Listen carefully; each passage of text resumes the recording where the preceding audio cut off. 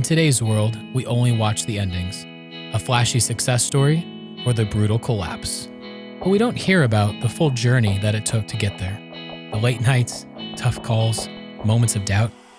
On In Between Sips, we dive deep into the raw, unfiltered stories of what these business owners and leaders have been through and who they became along the way. So pull up a chair, pour a cup, and join us. We're just getting started. Because we all know the best conversations happen in between sips. Thanks for coming on, Lawrence. Thank you for having me. So great to have you. Do a little cheers. You know what's funny is I was never into matcha. Yeah. At all. I was never into matcha, and I'm drinking matcha today. There's a place like 2 miles down the road, Brew Box. It's like all organic. And I had some employees that came back with matchas, and they were like, "This is the best matcha ever." And I'm like, "Give me coffee, give me nitro, give me my fuel, my diesel fuel, or nothing at all." And I tried this matcha, and I was like, "Ooh, now you like matcha? This is really good." Yeah. So someone else recently just talked to me about matcha. I never had it. It's delicious. Yeah, we'll definitely have to get you some. But anyway, thanks for coming on the show, man. I know you're super busy. It means a lot that you carve out some time. Your story's wild, you know, it's got a lot of layers to it. I'm excited to dig into it, but, yeah, just appreciate you coming on. Glad to be here. Start us off, man. Born and raised, where are you from? I'll start with just a quick prayer that God guides the conversation, that maybe it reaches someone that needs some kind of help in some way, and that, he is inspiring us and guiding us, not ourselves. I always want less me and a lot more God, because absolutely to get into the childhood and just like how things actually went down.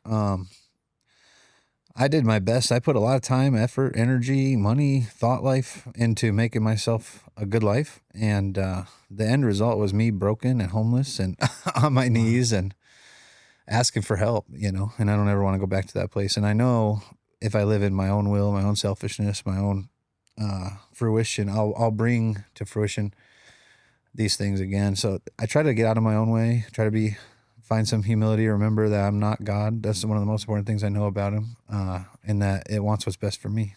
Amen to that. So I was born in Chicago. I had a dad, an older sister, and my mom and me. And growing up, my mom's like the sweetest lady. She's still around. I love her. I was over at her house with my kids swimming in her pool last night. You know, she's amazing. Yeah. She don't live that far from here. But my dad, that's kind of another story. He was biker gang affiliated and just violent and in and out of jail and addicted. And wow, there was a lot of like, you know, you'd get home and you'd wonder, is today going to be good or is today going to be bad? And that would depend if like he was detoxing or if he had money for drugs or if, you know what I'm saying? Like, and I was just exposed to all kinds of stuff. Down in the biker clubhouses in Chicago, there'd be like naked women walking around. There'd be all kinds of stuff. And I was, 5, 6 years old. And I would go to they had a bar with like a bartender and all that. It's terrible. In their clubhouse. And I'd go there and I would get drinks and I didn't know what the word virgin meant. So I'd be like, can I get a virgin? Oh, yeah. Pina colada. And I thought I was drinking with the guys. Like, and it was just normal. There was like weird stuff you'd see. Like dude would walk around with a tarantula on his head. There was another guy they called Dog. And he would literally take bricks of like raw beef and just open it and just be eating raw beef. Like weird. Are you kidding me? Yeah, it was just weird stuff. And you were 5 or 6 at the time? Dude, that's a crazy reality to grow up in. Like, this is normal when it's definitely not. Like, no, and those guys, they all treated me so good because I was my dad's son. So I thought that was cool, you know? It was like family that kind of gave off that air of it. Mm-hmm. Wow. And growing up, the guy ate raw beef. Like, I know. Sorry, and you know, it's still ironic. His nickname was Dog. I know. And I was like, just because you have the nickname don't mean you got to like act like one. Oh my God. You know? Sorry, that was just like a double hit on that one. Yeah, you're like, I got to take this back. Yeah. But no, that's a true story. So growing up, I had these friends, Michael and David in Chicago, and we did everything together. Like back then, is the early 90s, late 80s, you could leave and not, like your parents didn't make you stay home and put you in front of a tablet. You know, like you could go ride your bike until the sun went down when the streetlights came on, go home. And we did everything together. We played baseball, we rode bikes, we got in little fist fights with our kids around the neighborhood, whatever. How many casts growing up did you see? Because there's no casts anymore. I was just thinking about it today. Like, you don't see kids with casts anymore. You're like, man, are you even playing outside? What's going on? Right. Yeah. Right. Yeah. all over. I actually had a couple myself at one point or another. Yeah. At first I thought you said cats. I was like, I still see some cats, but no, yeah, cats. Because I remember growing up, we did like roller derby in the front of our houses. You could like check people into certain areas, you know, grass only yards, not the rocks. Like, especially in Arizona, there's cactus. Like, but that was fun. I mean, that's what you did growing up, you know? Oh yeah, it was rough, but it was fun, and it was a different time. And like now, I just think it's not really like that anymore. Like the whole world's changing so quick, and it's crazy to be a part of a generation that's watched it. Because I remember when no one had a cell phone. Yep. No one had a computer. And then when you finally got a computer. Phones were on walls. Yes. And you say that. Yeah. Kids nowadays are like, phones on walls? I told my kid the other day, I was like, I'm older than Google. And he's like, yeah, right, Dad. I'm like, no, for real. Like, I swear, son. That's awesome. That's a great phrase. Yeah. I have a 9-year-old and a 2-year-old. And the 9-year-old, when I tell him about what it was like when I was 9, he's in disbelief. He's like, that doesn't even make sense. I'm like, the way you're living doesn't really make sense. It's crazy. Right? Yeah. Crazy to watch this world develop. And I remember I was pretty happy growing up. My mom had a good job. She worked for a company back then called Ameritech. I don't know if they're still around, but they paid her well. She had company credit card. Yeah. She got to take us on company trips. Well, my dad one day was detoxing and wanted his shit and took her company credit card and went and spent a bunch of money on it. Well, the company found out about it and they fired her. And that was that's rough. Yeah, it was the beginning of a big downward slope for my family. I think I was probably 8 or 9 when that happened. And my mom decided she's moving to Arizona. And I did not want to go because I had Michael and David. We literally did everything. I could walk into Mike's house and just be like, hey, I'm staying the night. And his mom would be like, all right, you want a sandwich? You know, like I was like another kid. Like I was like her other son or something. And so leaving, we come to Arizona and I was not about it. I was miserable. I didn't want to be here. I lived. Did you move here in August as well? Just icing on the cake? July. So might as well. Yeah. You come from Chicago and you thought, oh my gosh, this is true. It's hot here. I was like, okay, so you brought me to hell. Yeah. And you took away the only people I love. Oh no. So I remember I was so depressed. I lived on 51st and Dunlap. Yeah. And I remember I was waiting for school to start. And I just sat there all day alone watching Nickelodeon, like literally hating life, thinking this sucks. Yeah. And there was one other kid in my apartment complex that was around my age. They were more like duplexes or something. Yeah. But I didn't like him. He was a douchebag. So it was just like, it was just me. You know? Nobody. Like, cool. So I'll just watch Nickelodeon for an entire summer. Well, fast forward, I start school, made a couple friends there. It was a little better, but my best friends was my dad. He got this El Camino, and we've always had pit bulls. So he would drive me around, and we would go to I-17 and Cactus, or Camelback, and I-17 and Cactus. But there was other like junkies kids, and I made some friends that I'm still friends with to this day. When I was like 9, 10 years old, and one of them was a good friend of mine now. Like I was talking to him right before we got on here.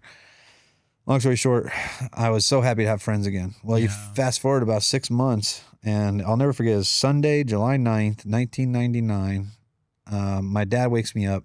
He and my mom had been fighting all day the day before, and that was their anniversary, July 8th. Mm-hmm. So they spent their whole wedding anniversary just literally at each other's throats. The whole house was tense. It was miserable. Oh, man.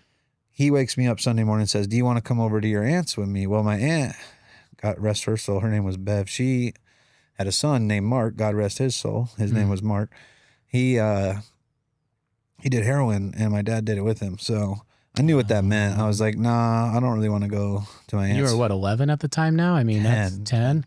And I think what a rough like reality to be in. Like the fact that you even knew that he went there. Yeah. That's heavy. And I knew he was cheating on my mom, which was another crazy thing. And he would tell me, better not tell your mom, you know. And then I'd have to go home and look my mom in the eyes and hold this big secret. So, yeah, it was 10 years old. Super toxic. But I ended up telling him, I don't want to go. And I went back to sleep, and I wake up, and my mom's like hyperventilating. She's crying. She's freaking out. And I'm like, what the fuck's going on? And she said, your dad just died, and he overdosed that morning. So that was 2 parts really sucked about that. First off is my dad, you know, like even though he had all these problems and issues, it's still at that point, it's all you know. Yeah. Like, you know, to your kids when they're that age, it's like you're kind of a big part of their world, you know. Wow. At least my dad, even though he had a lot of issues, he was around a lot. Like I knew him, and like he was a big part of my life. So it was really hard to lose him. And my mom, she was just so distraught, and you kind of like blame yourself. You're like, what could I have done different? you're 10, 11 years old. And that was the first time I really started having some suicidal ideation. It was like, damn, like, I don't even want to live. Like, this is what life is. Because you thought, had I gone with him because that was the day he asked you to go, right? Yeah. Maybe if I went, or if I was just a better son, or, whatever. And can't put yourself through that. But at the time. Right. Your little frontal lobe ain't developed. Like, you can't. You're freaking 10 years old. Yeah. Like, You're not equipped. Gosh. So it just didn't make sense to me. And then sorry to hear that, man. I remember thinking, if God does exist, why would he do this? And then I was like, I don't even think God does exist. But if God does exist, furthermore, like, I hate him, like, I want nothing to do with him. I think he's bad as a concept. And if he's real, then I really think it's bad because he lets stuff like this happen, instantly that kind of martyr victim mentality. And that carries on. There's kind of a theme of that going on. So I instantly went straight edge. I was pissed. I was on the honor roll, principal's list, like straight A student, all that, advanced classes. And over the next 5 years, I went from literally getting D's and F's and barely getting through middle school. At one point, I got in more in-school suspensions than any other kid, and I thought that it was like funny, Oh man! I spent like around 35% of my 8th grade year in school suspension in a room by myself doing my work, separated from the rest of the kids. Oh man!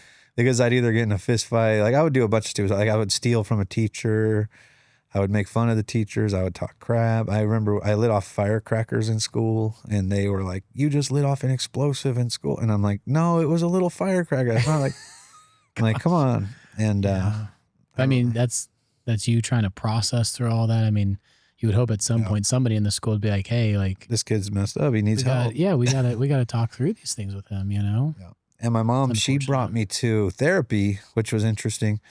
But at the time, and I don't feel like this anymore, but the guy was a flamboyant homosexual, which I have tons of friends that are gay now, like all that. But growing up in the Hells Angel or the biker clubs, etc., you don't really, that's not like the culture. Like it's not really acceptable, So I was so misled and so angry and so hurt that I didn't want to talk to this guy. I was like, what the heck? This guy's going to give me therapy? So now you got me. My dad died. I'm alone. I lost all my best friends. Growing up was so. Yeah. Now I'm not going to talk to this guy either. Like, screw him. So we used to go to this group called New Song, and that's for kids and parents of someone that loses like their partner and their father. So my mom got a lot out of that, but me and one other kid there, we were like the class clowns. Like we went there and just caused trouble the whole time. I just loved causing trouble. And you're in high school at the time? Middle school. Okay. And I just loved causing trouble. I was rebellious. I was outspoken. I wore my heart on my sleeve. You knew where you stood with me because I'll tell you, Yeah. Like if we're cool, I'm going to let you know I love you. We're cool. Yeah. If we're not cool, I'm going to let you know I don't like you and we ain't cool. Yeah. And that's been a blessing and a curse and got me in a lot of trouble throughout the years. So there's times I was like, damn, I really should have held my tongue. And I've learned temperance through just getting older and life experience. But definitely when you're young and you're angry, like ain't much going to stop you. So then I fast forward and I stayed straight edge. I was like, I'll never do drugs. I'll never do liquor. None of that, never drink. And before I knew it, I remember pretty distinctly, we were at a party and everybody was drinking and everybody was having a good time. And everybody went to sleep. It was just me. It was like 1 a.m. I was at these apartments on 7th Street in Bell. And they had Parrot Bay rum and they had Budweisers. And the Budweisers hadn't been refrigerated and they'd been out on the counter all night. So they were like warm. So my introduction to alcohol was Parrot Bay rum. I was sitting up against this refrigerator and I was drinking this rum. And then I was like, I'm going to try a beer too. I'm sorry. And so I go and I grab some beers and I just started drinking. And I remember I was so angry for so long and it felt good to drink. I was like, oh man, like Did you feel like it numbed you? Like, is that why it felt good? I felt like that anger kind of went away for a little bit. Like instead of being like, I hate the world, I hate this, I hate everything. It was just like, everything's not that bad, You're drinking warm beer and Parrot Bay rum, dude. Like, but it was the internal. That's bad in itself. Right. It was the internal experience I had where it was like just numbing of that pain. And that's what it really was pain. And I used to disguise it and say it was anger, it was rage, it was this. I was just really hurt, really scared and really angry. But underneath all that I was hurt. I was sad. I was depressed. So I drank and I was like, damn, I like that. Like that was cool. I'm definitely going to do that again. And it's not like drinking what's killed my dad, So like, it's not there's so that kind bad. of- Yeah. And I remember the DARE officers coming into school and being like, you can't do that. Oh, the DARE officers. Yeah. I remember they passed out the, was it the stuffed animal lion? Yeah. That's what it was. I still have a DARE shirt with a big lion on it, Yeah. but it's like, they didn't tell you it feels really good. You know, like they tell you all this other stuff, but Yeah. they should have been like, it feels really good to be honest, but all this bad stuff will happen. Yeah. Instead, they were just like, it's all bad. So then when I tried it and it was good, I was like, oh man, they're lying. You know, like no pun intended about the lion, but like it was like they're liars. This is great. Yeah. So then I started drinking, but I had some firm boundaries with myself. I remember being like, I'll never do drugs, not even weed, nothing. And before I knew it, I was like at this other party, and There's that phrase again before I knew it. You've said that a few times. At this other party, and everybody was up there smoking weed, and I thought, well, weed ain't really what killed my dad. And honestly, I started selling weed before I ever smoked it, which was interesting because we were broke. You know, we lived in Section 8. We were on food stamps. I remember talking about money, a real distinct memory that was formulative for me when I think I was 13 years old. I lived on 18th Street in Greenway. And I walked by my mom's bedroom, and she's just bawling her eyes out. And I was like, what the fuck's going on? So I go and I pop her door. I'm like, Mom, what's up? And she's like, my alternator's not working in my car. I don't know how I'm going to get to work tomorrow. I don't know how I'm going to get you to school tomorrow. She's like, I don't know what to do. I'm like, how much is it? She's like, $220. And the way she said $220, she said like somebody would say like $10,000 or like $1 million. Like, you know, the number didn't matter. It was just too much. Yep. And I thought to myself, I don't ever want to be broke like that. I watched her work day in and day out so hard her whole life just to show like still making ends meet and scraping by. And I thought there's got to be a better way. So I got my first job when I was 13. I started working at a ranch in Cave Creek. I would go live there Friday night when I get out of school, and I would come back Saturday or Sunday around afternoon. And I was getting paid $100 a weekend. What kind of ranch was it? Horse ranch. Nice. Which was awesome. Honestly, I found out I loved horses. I was just a city kid that didn't know my ass from my hole in the ground. But, you know, if you asked me, I thought I knew everything. And long story short, I was working for this horse ranch, and that went by. I started making some money there. If you fast forward, I think I was 15 where we decided to rob this drug dealer because we knew this guy was selling weed. Hold on. Horse ranch. Now you're robbing a drug dealer. Were you robbing the drug dealer on a horse? No. It's Arizona. There's no town connection for it. No connection. Okay. But the connection was trying to think of ways to get money. Yeah. And this kid, I'll never forget, his name was Charles. And he says, basically my buddies call me. They're like, yo, we're going to go rob Charles' house. I'm like, let's go. You know, we knew he had guns. We knew he had money. And we knew when he had to go to work. So we knew when he wouldn't be home. So we would go in there and we take all this stuff and we leave. And we fast forward probably only 3 or 4 hours. We're at my buddy Jaden's house, and Jaden's sister gets a call from Charles, and Jaden's sister tells Charles, these guys got all these guns, they got all this stuff. And we didn't realize Charles and Jaden's sister were like sleeping together. We're hooking up.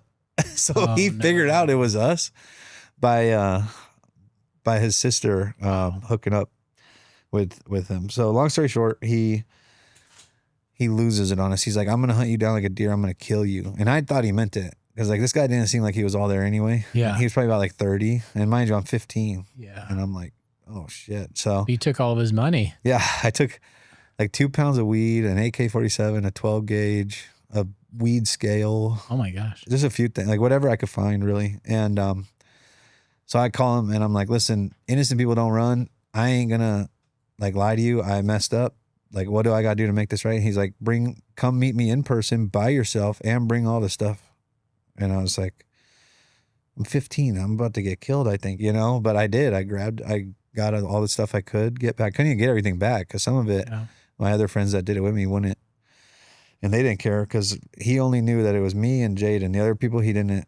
Wow. You know what I'm saying? So I brought him back what I could, and I sat there with him, and he pointed a 9mm and had a laser, and it was on my chest. And he's like just saying all this terrible stuff. The craziest part is he's like, all right, well, you owe me money now, and I'm going to help you make some money to pay me. And I'm like, what do you mean? And he gave me a 1/4 pound of weed that day in a scale. Mm-hmm. And he's like, you work for me now. He's like, you're going to go sell this. It's like straight up out of a movie, man. It felt like it. And I was like, Gosh. so I went there thinking I'm going to get killed. I never even tried weed. I left there selling weed and working for the guy. And Oh my gosh. I'm like, this is what I do now, I guess. So, and I honestly, I don't regret any of it. It's all part of what shaped me, but it was not my plan. It's just kind of like it all happened. And it was more based out of like desperation and necessity than it was out of like options or, education or. Yeah. So now I'm this like lost kid. I'm angry, selling weed, just drank for the first time. And finally I'm at this party and I have some weed and I'm selling it. And I thought, you know what? There's these girls there that are smoking. And I'm like, they're pretty cute. Like maybe I'll try weed. And I told them, I was like, I don't smoke weed. I just sell it. And they were trying to get me to smoke with them. And finally I was like, maybe I'll smoke a little. And I tried it and I liked it. And before I knew it, I was like, all right, but I'll never do pills no matter what. I'll never do coke no matter what. And then I noticed how much these girls really like coke. And I was like, all right, well, I'll sell some coke. And before I knew it, I was like, I'll try it, and wow. That just kind of went on and on. Before I knew it, I don't know how it happened, but I'm like on every drug. I'm selling every drug. I'm injecting heroin. I'm in and out of jail. I'm like homeless. You'd brought up Christ. There's a Christian band called Third Day, and one of their songs is called Slow Fade. Yeah. It talks exactly about what you were going through. Like you wake up one day and you're like, how did I get here? But it wasn't just randomly one day. It was like little bit at a time, this slow fade. Yeah. Man. I remember setting boundaries with myself, like, all right, I'll sell heroin, but I'll never do it. And before I knew it, I was like, all right, well, I'll smoke it, but I'll never shoot it. And now I'm like, once I started shooting heroin mixed with meth, it's kind of like, I did everything. Like I got no more, like there's no more, but I'll never do that because I already did it all. Yeah. And wow. It was a dark. This was all time. Before you were 20? I was 23 by the time it really matured. And I'll never forget my sister. She just passed away April 11th of 2024. Rest in peace. She was a huge influence in my life. Beautiful soul. One of the best people I've ever known. Still think about her and miss her every day. But she interventioned me with my mom. So what happened was I get completely wasted one night. I hadn't drank in probably about a year at this point, but I was on like every other substance all the time. Mm-hmm. So this day, I think I had probably injected maybe 3 or 4 grams of heroin. I did a bunch of Xanax. I did a bunch of Somas. I smoked a bunch of weed. I smoked a bunch of spice. And I decided I'm going to drink. I haven't had a drink in a long time. Like who needs a drink when you have a million other things going on in your body chemically?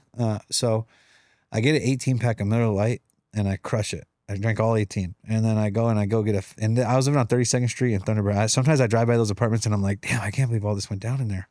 But I leave and I go get a little like fifth of Jack Daniels. So I start drinking that. And now it's like 4 a.m. and I am not on planet Earth, like mentally. Yeah, the combo you listed off, plus an 18-pack, plus a Jack Daniels handle, man. Yeah, and it was me, my buddy Corbin, and my fiance at the time chilling at my apartment, and I'm just gone. And I decide I'm going to walk to my apartment complex's office because I need to get a soda. So I go and I get this soda, and right next to the soda was this big window that leads you right into the office. And I can't believe you were coherent. Like, I need a soda now. Yeah, and I do remember when they toured me through the apartments, there was this big corkboard that had all the apartment keys on it. Yeah. And I had convinced myself at one point or another that this lesbian couple that had lived above me had stolen like $1,100 from me somehow because I dropped it somewhere on the walkway. And like, it's probably not even true. Like, but yeah, I thought if I smash this window and I grab their key, I can go unlock their thing, steal my $1,100 worth of stuff back and more stuff. And I'm actually going to make money. I'm like, this is a great plan. In my keen addict mind, off the cuff, wasted at 4 a.m. getting a soda. I look at a window and all that trail of thought happens. So instead of like grabbing a rock or balling my hand up, I just smashed through this window with my hand. I had this scar here. No way. Yeah, and it hit an artery, like the glass, the way it was jagged and just ran down the back of my hand. Oh my gosh. So now every time my heart beat, blood starts squirting. So I smash this window. You hear the apartment's alarms go off. It's so loud and there's blood everywhere. And I'm running back to my apartment. I never actually went in. So when they tried to get me for breaking and entering, I was like, I never entered. I just broke. But gosh, and what a nuance you had to like really educate them on. Come on. So I ended up getting criminal damages, which is like my 4th time getting criminal damages. I get they drop breaking and entering because they're like, you really didn't enter. It's just a bunch of, they maybe pay restitution and fix this window. Yeah. And I was looking at some pretty serious jail time because when the cops got there, they found 2 ounces of heroin. And I'm like, this is it for me. I'm cooked. And that's what my 9-year-old always says now. Cooked, yeah. Yeah. He's like, you're cooked. So I felt cooked, whatever that means in 9-year-old 2026. But that's what that was. If I was ever cooked, that was the moment. And they arrested me. And I'm thinking I'm probably going away for a little bit, And my fiance at the time thought I was going away for a little bit. Well, 2 or 3 days in, and this was a crazy 2 or 3 days. It reminds me of like a scene out of that movie Trainspotting. They put me in a white jumpsuit in a cell by myself because I was bleeding. And they said I was just crazy. They were like, you were gone. Like, so I was literally kicking this jail cell door over and over and over. And I thought every kick was weakening its integrity a little bit. And eventually the door was going to like burst open. Yeah. And then I was just going to run out of jail, like that. In your mind. That's what you thought. Oh my gosh. And that's not how it went down. It was just cops were walking by and like laughing at me and like pointing at me and telling me, sit down, you idiot. Yeah. I remember I had called my mom. I'll never forget because back then phones, like you said, they had cords and they had a little caller ID box. And it said that she missed 136 collect calls from me, And at this point, I think I'm some tough gangster and blah, blah. But what am I going to do? Call my mom 136 times. Oh my gosh. And I'll never forget, they opened the door and they were like, you've been released on your own recognizance. The apartments aren't going to press charges. I was like, what? They're like, you're looking at possession charges, intent to sell, and they give me my rap sheet and they're like, you're free to go. And I can't believe it. So I have no cell phone. I have nothing. I'm covered in blood.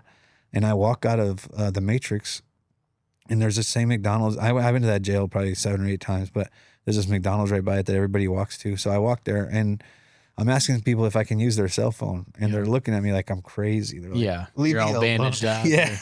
Jeez. And this little sweet old black lady, she comes up and she's like, hey, honey, I see you're really struggling. She's like, I want you to do me a favor. Go wash your hands, clean yourself up a little bit. I'm going to get you some food, and then I'll let you use my phone. And I was like, thank God for this woman. She's probably 70, all what gray a hair. saint. Yeah. I did not deserve her grace that day. So I went to the bathroom. I got as clean as I could. I ate with her. I talked with her, and she let me use her phone. I called my mom. My mom came and picked me up. And we went back to my apartment complex. Obviously, I'm getting evicted because I broke into their office, so they don't really want tenants like that around. But I have a safe there, and in that safe, I had about $1,500, had some guns, had a bunch of Percocet. I'm good if I can just get to this safe, dude. And I get there, and my fiance at the time had cleared it out and ran away with our dope man. Oh man! So now I'm homeless, and I lost all my money overnight. I lost everything, and I have nothing. And I remember calling a bunch of people, probably 10, 20, 30 people. And I'm like, can you help me with a couch for the night? Can you throw me a little dope for the day? I'm sick, da-da-da. And everybody was like, no, like, fuck off, And I thought, there's this book in the big book, Alcoholics Anonymous, and it talks about, we had a host of fair weather friends, And it's like, everybody was my friend when I had the money, when I had girls, when I had drugs, when I had whatever. But as soon as I was broken and desperate and really needed, and like nobody really showed up for me. So my poor mom's like, you can stay on my couch till you get your life back together. Well, that lasted 24 hours because I went into her purse, I stole money, and I stole her car keys, and I wrecked her car on 7th Avenue. I know. I'm 23. This is like 16 years ago now. Praise God that it's not like this anymore. But this one, when I got sober, my amends to my mom was 36 grand. My amends to my mom was 22 grand, Yeah. Like I was like, there has to be a God because I have no education. I have no degree. I have no real skills. I was a laborer, a security guard, and a drug dealer, I'm like, what am I going to, there has to be a God for me to like be able to even make these amends to them, for me to be able to. So I got pretty lucky. I'm in business for myself now, but it wasn't like that. And that really wasn't the plan either. That kind of just happened too. And that was based out of, I was an overnight house manager for a drug and alcohol rehab. And I was helping people get sober. And there was this one guy that came in and he lived in Arizona. This was in Prescott, Arizona at the time. At the time I was about a year sober. I got intervention and treatment and I actually stayed sober, which was crazy. I was supposed to go to Prescott for 30 days. I stayed there for 7 years, and rebuilt my whole life up there before I moved back down here. Well, I love Prescott, by the way. Me too. I love it up there. It's beautiful. So you stayed in the program. How long was the program? Like 90 days though? Yeah. And then when you were out, you still I started working for there. them. Yeah. Yeah. So 7 years later, you got everything rebuilt. You come back down the Yep. mountain. So Taylor, this was in 2014. He came in and he was a bath salts guy, which of all the drugs I've seen, that is crazy. Like there's the guy you hear about in Florida that like ate another person's face on a bridge. Like just bath salts people are nuts. Like, sorry, just after hearing everything you've been through, for you to say like, no, I'm like, I'll take a junkie. This is everything I've done, but guess what? The bath salts. No, those guys are nuts. A junkie, you know, they're going to try to steal from you. You know, they're lying and they're going to fall asleep. You know, a bath salts guy is like, this dude might try to eat my face. Like I might have to knock him out. Like, so it's just different. But God. So he came in and this guy could not sleep for the life of him. And part of my job was to make everybody do lights out. Yeah. So I'm a grown man and now I'm telling other men it's bedtime for you. You know, I'm putting all these other grown men to bed. And I was 25 at the time. And like some of these guys were 40, 50 and I'm like their boss, you know, which is so weird as like dynamic. But I was really good at it because I never looked at somebody like I was better than them or any worse. And I just treated them like people, you know, and everybody loved me. I loved a lot of people. I got to help a lot of people get sober. This kid, Taylor, comes in and Taylor had grown up with a millionaire and Taylor could not go to sleep. So I would let him stay up and I taught him how to play chess. And we probably played 1,000 games of chess. We just sat there. I love chess. Wow. I would play chess with him for hours till 1 or 2 in the morning. And then he'd finally be able to fall asleep after meds and melatonin and da-da-da. So you get a little bit of sleep, wake everybody up. Then I get off shift. Did that over and over. I ended up sponsoring Taylor. So now I'm helping him get sober outside of treatment. That's cool. And we worked together for a long time. He calls me one day. He's like, I want to start a treatment center. I was like, right on, man. He's like, I got a guy that will give us the money. And I've kind of put together a fundamental rudimentary business plan. He's like, but I don't know. What do you think? Should I do it? And I'm like, pray about it, man. Like if it's on your heart, I think you should do it. And then he's like, all right, I'm going to pray about it. And he calls me back and he's like, hey, I want you to be in my treatment center. And I'm like, I don't know what I can do. I don't have money. I'm like, you could be the lights out guy though. Yeah. I'm like, I don't know what to do. I have a 600 square foot 1-bedroom apartment that costs me about $540 a month. And I make minimum wage. And I can try to help. And that's exactly what I did. I said, let's do this. So I got 20% shares in this business. They're still running. They're in Prescott. They're called Embark. No way. It's Embark? Yeah. What you know them? Yeah. I started that. Well, yeah, this is, this industry that we've kind of fallen into, to be honest, 10 years ago, I was always in the medical industry on the marketing end, but getting to know centers and recovery centers and the whole industry and space, it's really rewarding when you know that you're actually helping somebody, right? We're not just helping a business grow. We're helping them grow a business that's actively changing lives. To me, there's Amen. Yeah, something deeper there. And so, man, that's a crazy small world. Wow. Yeah, so I started Embark with Taylor, and we get it up and running. And the first year, Taylor still worked for another company, and everybody thought he worked for me and thought that I was the only owner of Embark, which was so funny. He used to get so mad about that. But if you, a couple years go by, at this point, I've done some medical stuff. I've done some clinical stuff. I've done some billing stuff. I literally was a live-in house manager half the week. Like I was doing family communication. So every client that came in, I would talk to their family once a week. I would run groups with the clients. See, you were his go-to guy. Every single owner and entrepreneur, they always need a go-to guy. Yep. Some people can call it go-to guy. Some people call it GTMF. Yeah. Whatever the title is, right? I say that as a funny phrase because that's what, before Striventa, that's what I was called. I was like, oh, you're just the go-to guy. You'll get it all done.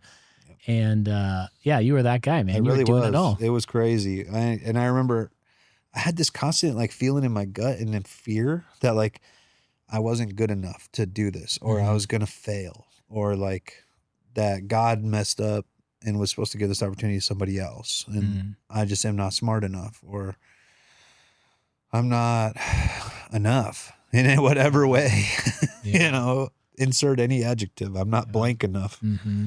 And that actually, I use that. Which is a lie, right? It's the lie. It's the lie from Satan. That's what it is. 100%.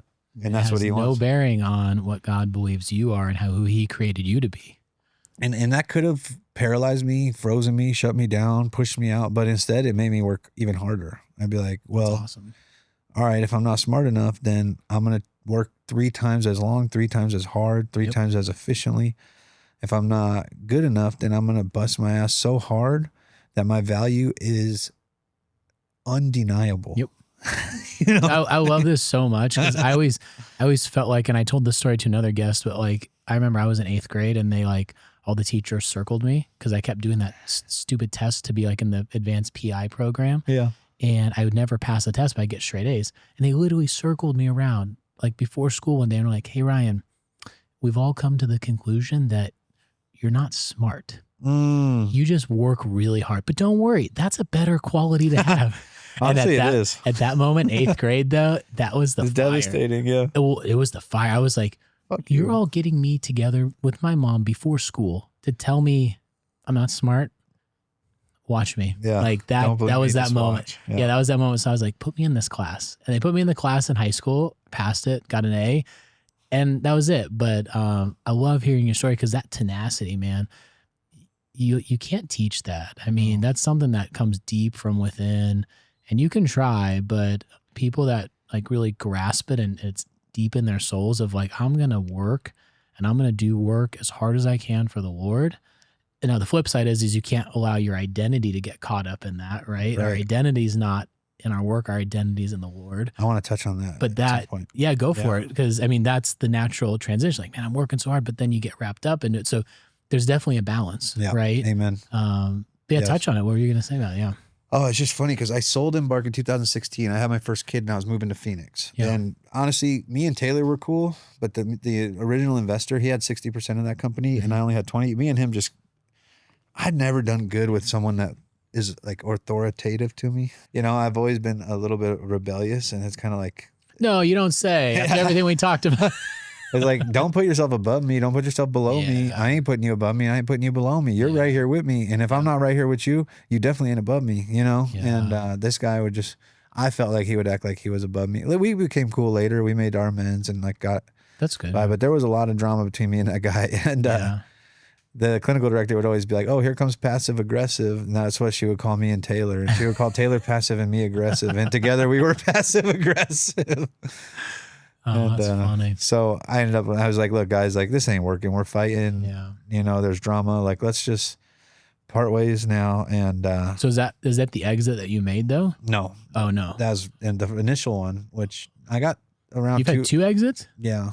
Dude, what an accomplishment. I had around 200 grand from that one. And I thought that was crazy because, mind you, in 2010, before I got sober, I was living behind the trash can on 19th Avenue in Union Hills. And I was literally that dumpster was like my house, which was cool because later on I was over at 19th and Union Hills getting my mom some prescriptions. Yeah. And I seen this lady and her 2 kids at that dumpster. Oh, and I thought, she's in my house. You know, I was like, this lady is in my house. I've been there. Like, I didn't say she could stay at my house. No, I'm just kidding. But no, I go up to her and I'm like, "Hey, what's going on? I used to live here, right here where you are too." I was like, my gosh. And I got to help her get some resources turns out she was in like battered women's and all this. So I helped her get some resources for her kids, got them food, helped. That's amazing. And it was cool. It really felt like a full circle moment. And that's incredible. With that 200 grand, I was able to start another treatment center and move down to Phoenix, buy my first house, which I was just talking with Matt about actually. But so he just bought his first house. Exactly. Shout out Matt right there. Yeah.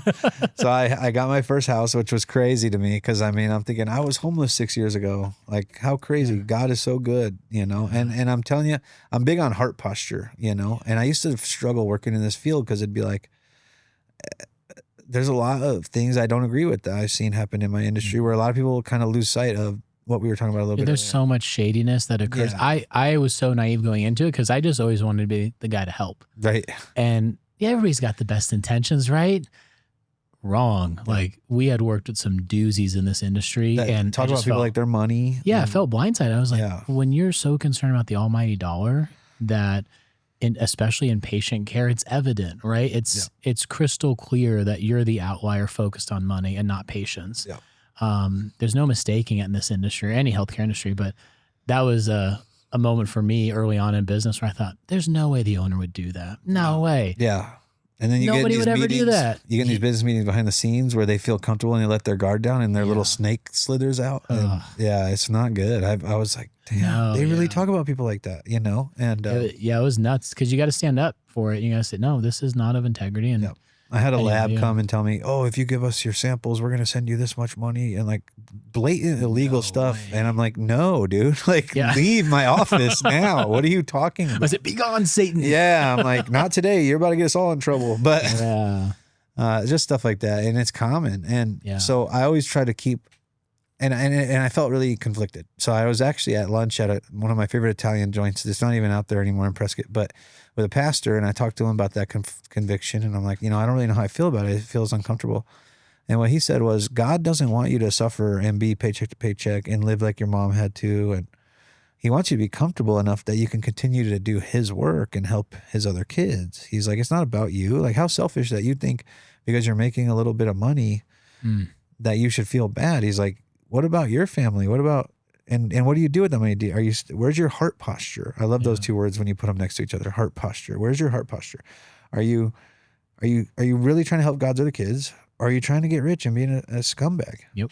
Because there's a way to like make a comfortable living and do it ethically and help people. Yeah, because it's his money, it's his resources, it's his hallelujah. will, right? So and that heart posture is everything in that. Yeah. So I went through that with him and I thought, man, he's right. I don't have to feel like a scumbag. I'm doing the right thing. And that's that. So, so then I started my treatment center out here. There was 4 of us.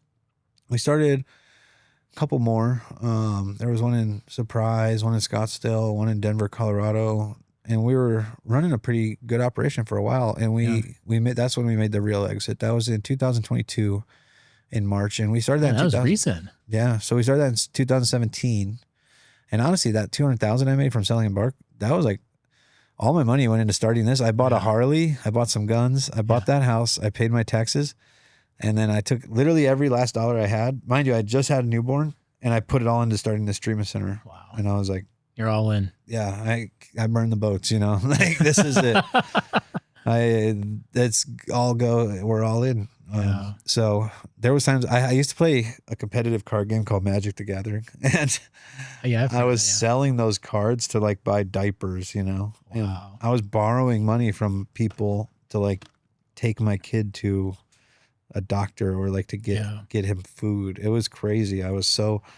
I remember waking up and looking at my bank account one day and APS hit and it withdrew me to negative $236. And I thought, hold up, APS, you're going to be glad it wasn't the summer. That bill would have been right. I'm like, you're going to hold up till you get that money. Yeah. And it's just like things always kind of worked out. And are you allowed to say the name of the center or no? That you exited? I think so. It's called Pathfinders Recovery Center. Wow. And I had gotten...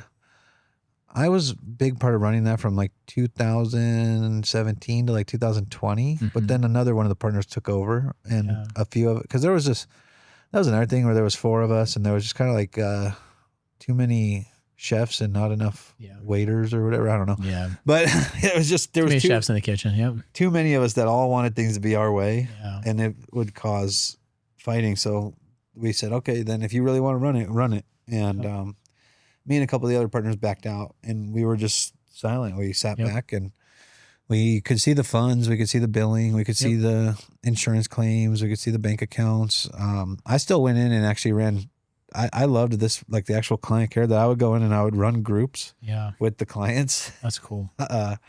Every Wednesday and 9 a.m. Wednesdays. That's what I did. Even though I wasn't a part of like actually running the company anymore, I just went and talked to the guys about sobriety and about. I mean, you're one of the owners.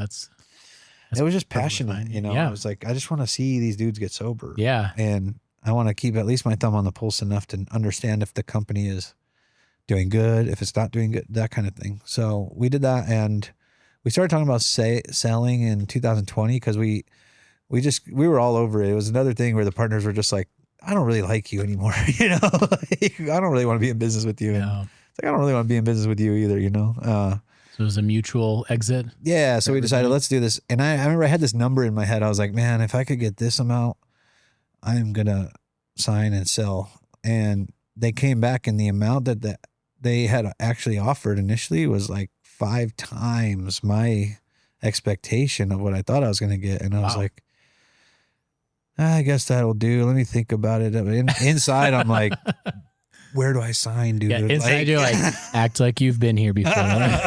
Right? Literally, my heart's like, I'm Oh like, man. I can't believe it's real. I'm like, there's not a chance. This is crazy. Yeah. Not What a was the chance. top line? I don't need to know your portion, whatever, but what was the exit valued at? $85 million, which was crazy. You want to drop this mic? Just slam it down on the table, mic drop. And Holy cow, man. Couldn't believe it. That's incredible. Yeah. And the thought of that for a kid that was homeless just, 12 years before this, I'm thinking, what the heck? Like this stuff's working. And what's kind of funny is to talk about money and life and fatherhood and God is. We could talk for hours on Yeah. it, right? This is just a small slice, but yeah, the money wasn't the thing that made me happy. In fact, I actually kind of got like a little worse for a little while after I got it. Yep. You got comfortable.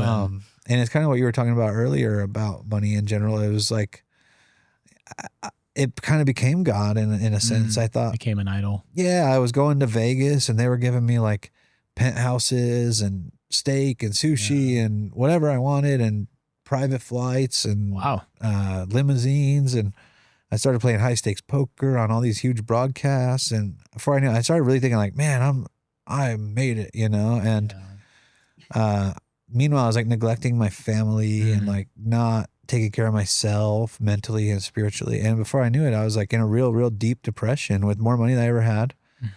And I was like almost to the point of suicidal ideation again. I wasn't quite there, but I wasn't suicidal, but I was like, I'd be okay if like it happened. Like, I'm not going to make it happen, but like, if it happened, I wouldn't be like too upset about that, which is not a cool feeling, especially I have kids, I have like a life to attend to. So I gave up gambling. That was really only like a 3 or 4 like month phase, but it was a weird time and it led to a pretty dark depression. And that's when I just decided to go all in on the things I'm passionate about. And that's like my kids. I love woodworking. I build a lot of custom art and furniture. That's cool.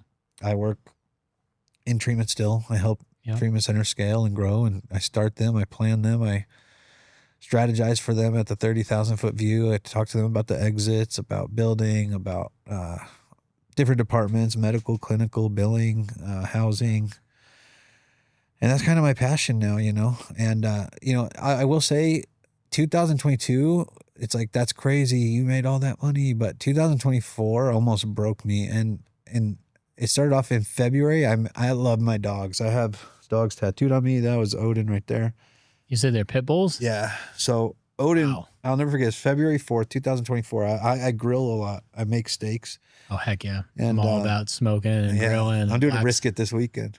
There it is. But I cook this steak and I chop off a big chunk for the dog and I throw it to him and he wouldn't eat it. And I was like, what the hell? So I take him to the vet.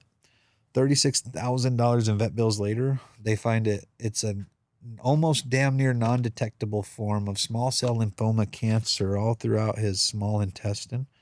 And I watched my dog. He was beefy. Like, he was jacked. He was big and he was smart. Good boy, lay down, jump up, up on a truck bed that's 5 feet high. Just a big dude. And he withered away to like, it looked like nothing. And I thought, man, I got to let him go. I remember the day he looked up at me and he was like, you got to let me go. Like, I could just like see it, So I took him to the vet and that was so hard. And a month later, my sister, she passed away.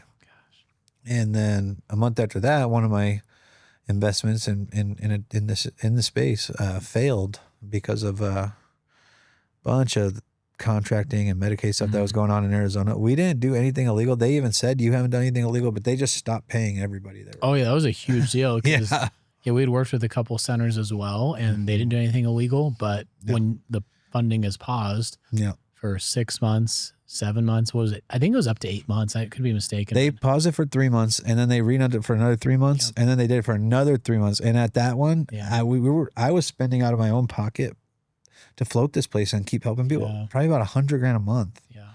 And I finally was like, I can't do this. This is crazy. Like, so we closed that down. But all within 3 months, I closed that business. My sister died. My dog died. Gosh. And dude, I'm telling you, that was after the exit. Yeah. And talk about a peak and a valley. Jeez. Like, I was a very broken man. I was a hollow shell. I couldn't smile. I couldn't joke.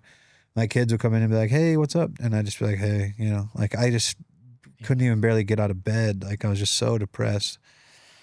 And that was when my relationship with God really grew. In the darkest time is when I really sought God. I started attending church. Before that, I wasn't even Christian. I always was kind of the sober guy that's like, I believe in God, but I make up my my own version of what God is. Yeah. And at that point, I started going to church. I got desperate. I was like, God, look, I don't want to die, but I don't want to feel like this anymore. I want whatever you want. And that doesn't even mean if it's the money, take it. Yeah. If it's people in my life, take them. But that's the surrender to his will. That's the recognition that we feel we need a savior. Yeah. That's beautiful. Big time. It was one of those very humbling, very real. I mean, I'm crying. Yeah. You know, I'm on my knees on the ground crying. Like, whatever you want, do it. Please use me. If you need me to be a martyr, kill me in front of the masses. I don't care. If you need me to have hives all over my body and be a freak, like, I don't care what it is. Yeah. Whatever you need, please do it, because what I'm doing now, I'm 15 years sober at this time. I'm 14 maybe. Congratulations, yeah. Now I'm 16 right now, but at the time I was 14 years sober. I was rich. I was like everything I thought I could ever have wanted. I had it, but I wanted to die. You know, I was, like I said, I didn't want to kill myself, but it was more like I wouldn't be so upset if like I got in an accident and I didn't make it, and that's not how I wanted to live. So I got real with God. I got serious with God. Started volunteering at my church. I found Jesus at that point, which was a pretty crazy experience for me, and it was really humbling. And I still didn't even want to say Jesus for the longest time, but I went, I got baptized, I did my research, and I believed. Yeah. And you know, that's kind of where I'm at today. I go to AA, go to church, try to be good in my community. I try to help where I can, stay in my own lane, try to be kind to people. And I noticed there's a lot of times where, remember, passive aggressive, like aggressive can still come out a little bit, but it's not as bad. Like, you know, there's a lot of understanding. There's a lot of grace, a lot of patience. Man, what a story. I can't thank you enough for sharing. Like, I'm sure we could talk for hours, but what a great place to land in God's grace like that. And, Amen. And that's the story you're in right now, and you will be. And I think the biggest thing is that we as men are responsible for the forthcoming generations of this nation, of this world, you know? So it's like, we got to show our children how to be men, and, you know, and we got to at least figure out what it even means to be a man and to be a good man, and to help the women around us and help the children around us and to serve the elderly. And, you know, like, it's crazy how much different. I will say, the last thing I'll say is, the big book talks about a psychic change or a 180 in our thinking, and it's like the exact opposite of whatever I used to do that wasn't working is what I try to do. So where I used to hurt people, I try to help people heal. Where I used to steal from people, which was a lot, now I try to provide. You know, where I used to lie and hide shit, I try to be honest and open now. Like, it's just, it really is about that shift in the way we live. I love it, man. Well, let's cheers to that. Jeez. Cheers. Yeah. Thanks for coming on. We'll have to have you on again, and man, best of luck to you in your future endeavors and all that. I'm excited to see where everything goes, of course, you know. Thank you. Friendship we've developed, so I appreciate it. But thanks for sharing your testimony today. Thank you for having me. God bless you guys. God bless. Cool.